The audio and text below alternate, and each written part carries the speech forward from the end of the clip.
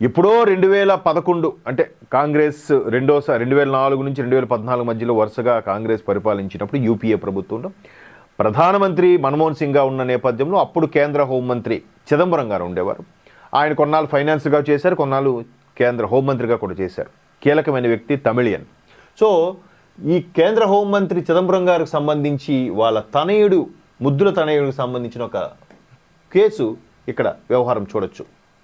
అంటే చాలా కీలకమైన వ్యక్తి చిదంబరం గారు తనయుడు కార్తీ చిదంబరం కూడా కాంగ్రెస్ ఎంపీఏ. కోర్స్ కాంగ్రెస్కి ఎప్పుడు కూడా భాజపా విమర్శించినా కూడా, ఎన్డీఏ భాగస్వామ్య పక్షాలు విమర్శించినా కూడా A to Z స్కామ్స్ ఉన్నాయి అని కూడా విమర్శిస్తుంటారు. ఆ A to Z స్కామ్స్ మనం చూసాము. ఇదంటే A ఫర్ ఆదర్స్ హౌస్ ఏదో ఆ స్కామ్ ఉంది, B ఫర్ బోఫోర్ స్కామ్ ఉంది, ఆ తర్వాత G for C for coal మైన్స్ది, అలాగే 2G స్పెక్ట్రమ్ది. ఒకటి కాదు, చాలా చాలా ఉన్నాయి.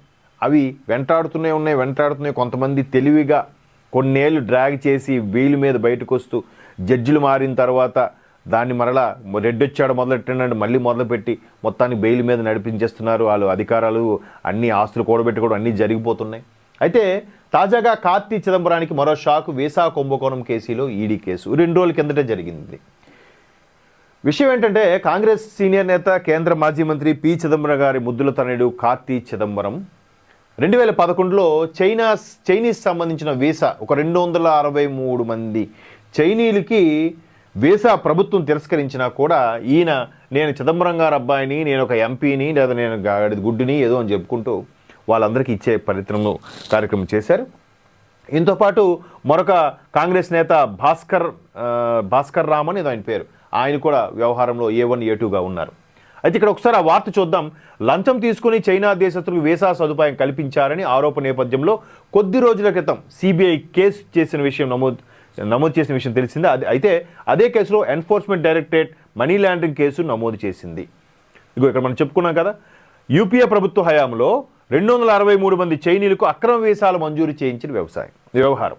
ఇదేంటంటే అప్పట్లో 2009 తర్వాత ఎప్పుడో పంజాబ్లో ఒక పవర్ ప్లాంట్లు ఏర్పాటు చేయడానికి కొన్ని చైనా కంపెనీలకి ప్రభుత్వం గ్రీన్ సిగ్నల్ ఇచ్చింది. వాళ్ళ ప్రభుత్వమేగా. ఇప్పుడు మొన్న రీసెంట్గా ఢిల్లీ బ్లాస్ట్ సంబంధించిన ఈ దుర్మార్గులు ఎవరెవరైతే వస్తున్నారో వాళ్ళందరూ అల్ఫలా యూనివర్సిటీ నుంచి, అల్ఫలా యూనివర్సిటీకి ఆ భూ కేటాయింపు సంవత్సరంకి వచ్చేసరికి 70 కోట్లు కేటాయించడం, ఇవన్నీ ఎవరు?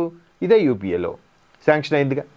సో ఇప్పుడు అవి ఎన్ని బయటకు వస్తున్నాయి. ఇప్పుడు కూడా ఆ యూపీఏ ప్రభుత్వం ఏదైతే కేటాయించిందో ఆ కేటాయించిన సంబంధించి వెంటనే ఆ చైనా వాళ్ళతో డీల్ మాట్లాడుకోవాలి, కమిషన్ మాట్లాడుకోవాలి, మనీ లాండరింగ్ చేసుకోవాలి, 4 రాళ్ళు వెనకేసుకోవాలి. ఒకవేళ కేసులైనా ఏముంది, సంపాదించడం ఒక 10% అటు పెడితే ఇలా దర్జాగా అన్నీ అయిపోతాయి, తరతరాలు కూర్చొని తినచ్చు. ఇదే కాన్సెప్ట్. సో ఇలాంటి 1000 కోట్లు స్కాములు అన్నీ జరిగిపోతుంటే చైనీయులకి వాళ్ళకి ఇంకా ఎక్కువ మంది వచ్చి చేసే విధంగా ఆ పవర్ ప్లాంట్ సంబంధించి కొద్ది మందిని ఇంపార్టెంట్ పర్సన్స్ని తీసుకుంటారు. మహా అయితే ఒక 20 మంది 30 మందికి వీసా ఇస్తారు. 263 మందికి వీసాలు అని అంటే ఎట్లా? అంటే వీసా వ్యవస్థను కూడా మార్చేసి అవి స్కామ్ చేశారని ఆరోపణ. అది మనకి ఇలాంటివి ప్రధాన వార్తల్లో రావు, ఎక్కడో చిన్న ఆర్టికల్గా వస్తాయి. కానీ దీనివల్ల ప్రతి ఒక్కడికి నష్టం, తల మీద భారమే. ఏమన్నా ఆడోడ చేశాడు, ఆడు కదా ఇరుక్కుంటాడు. కాదురా, నువ్వు ట్యాక్స్ లోపంలో నువ్వు కష్టపడి పన్ను లోపల కట్టినవే నువ్వు వాడు దొబ్బు తినేస్తున్నాడు అక్కడ. అది ఎవరికి అర్థం కాదు. ఈ మధ్య కాలంలో కొత్త స్లోగన్ ఏంటంటే ఎవడు తినలేదు, ఎవడు తినట్లేదు. ఇదా ఎవడు తినలేదా అంటే ఇటు వెళ్ళిపోతుందో చూడండి ఒక్కసారి డీప్గా. ఎవడు తినలేదనే దానిలో ఓటేసేస్తున్నా అంటే పెద్ద దొంగ, గజ దొంగ, చిన్న దొంగ ఇలా కంపేర్ చేసుకుంటున్నామా?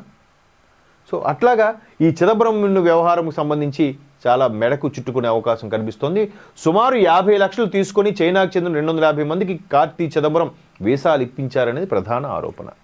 50 లక్షలు బయటికి తెలిసిందంటే తెలియకుండా ఇంకెన్నున్నాయో. 50 లక్షలు. ఇది ఆల్మోస్ట్ ఒక 15 ఏళ్ళ కిందట వ్యవహారం. 15 ఏళ్ళ కిందట బంగారు విలువ ఎంత ఉంది, ఇప్పుడు బంగారు విలువ ఎంత ఉంది? 15 ఏళ్ళ కిందట 50 లక్షల విలువ ఇప్పుడు ఎంతో అయి ఉండొచ్చు. అది మీరే ఆలోచించుకోండి. సో ఇలాంటి సందర్భంలో కార్తీ చిదంబరంకు సంబంధించి ఒక ఇష్యూ వస్తే ఇప్పుడు దీన్ని కాంగ్రెస్ పక్కతో పట్టి బీజేపీ మీద బురద జల్లే ప్రయత్నం, ఎన్డీఏ భాగస్వామ్య పక్షాల మీద బురద జల్లే ప్రయత్నం.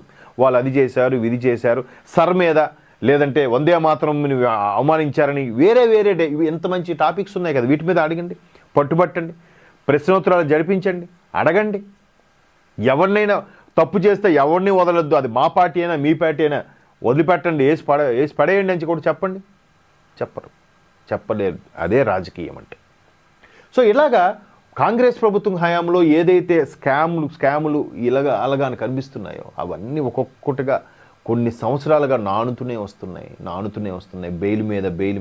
సామాన్యుడికే చట్టము, బాగా ఉన్నవాడికి, బలిసిన వాడికి, అధికార దర్పం ఉన్నవాడికి చట్టం కాదు అని చాలామంది అంటుంటారు. మేబీ ఇలాంటి వ్యవహారాలు చూస్తే నిజమేనేమో అనిపిస్తుంది. ఇలాంటి వ్యక్తులకి ప్రభుత్వంతో కూడా సంబంధం లేదు. ప్రభుత్వం ఏదైనా సరే చక్రం తిప్పుతారు అంతే. నడిపిస్తూ ఉంటారు, అలాగా లాబియింగ్ చేస్తుంటారు, బ్రోకర్ల ద్వారా నడిపించేస్తుంటారు అన్నీ కూడా. సో చూద్దాం మరి ఇలాంటి వికసిత భారత్లో ఇలాంటివి కూడా కట్టడి చేసుకుంటూ కూడా అభివృద్ధి చెందాలని కోరుకుందాం. ఎన్డీఏ భాగస్వామ్య పక్షాలు ఆ దిశగా అడుగులు వేస్తాయి లేదో let us wait and see.